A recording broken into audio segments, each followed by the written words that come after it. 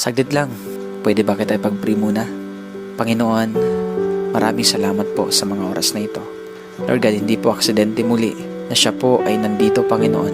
Bigla niya napanood ang video na to. Lord, I pray in the name of Jesus na anuman ang gumugulo sa taong ito, Panginoon, anumang ginagawa ng kaaway sa kanyang buhay, sa pamamagitan, Lord, ng mga problema, sa pamamagitan ng mga pagsubok, mga sitwasyon na matitindi sa kanyang buhay. Dalangin ko ngayon, Panginoon, bigyan mo siya, Panginoon, o God, na lakas na nanggagaling sa iyo. Ano man ang kanya pong dinadala sa mga oras na to, Panginoon. Lord, maaaring ang taong ito, wala po siyang ibang mapagsabihan sa sobrang bigat na kanyang nararamdaman. Maaaring ang taong ito ngayon, Panginoon, hindi po niya alam kung saan siya lalapit at kung ano po ang kanyang gagawin. Napatanong na siguro ang taong ito, Panginoon, na may Diyos kaya na nagmamahal sa akin?